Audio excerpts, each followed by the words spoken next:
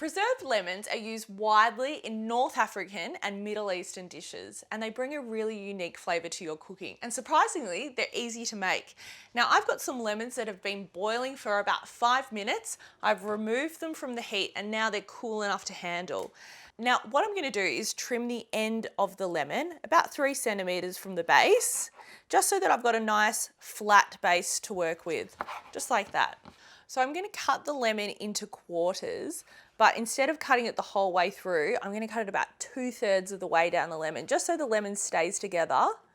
And then I'm going to salt the lemon. So just wedge it open a little bit, and using a generous amount of good quality sea salt, just fill the lemon with the salt. Now you'll see that the juice might run out. So you've got to kind of work quickly because you don't want to lose all that precious lemon juice. And then I've got a sterilised jar, which is about 1 litre in capacity. I'm going to add that lemon straight into my jar.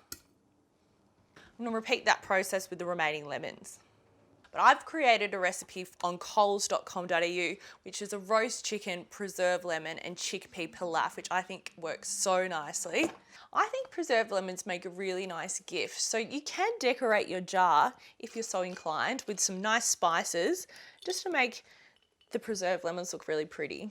So I've got some cinnamon and star anise. You can play around with what you have at home.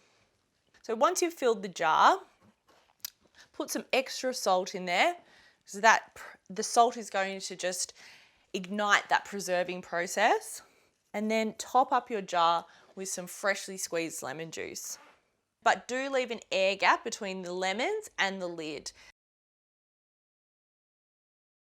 Now seal your jar tightly, but do remember that you might need to actually top up the jar with lemon juice after a few days, so you might need to reseal it.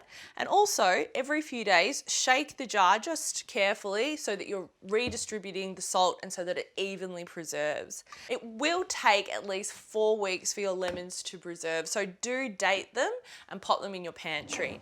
Now, these ones have been preserving for a minimum of 4 weeks. So you can see that these lemons have really broken down. They're really quite soft, and you can easily peel the rind from the flesh. Now, the rind is the part that you're going to use in your recipe. So if there's any white pith, just scrape it back with the back of your knife.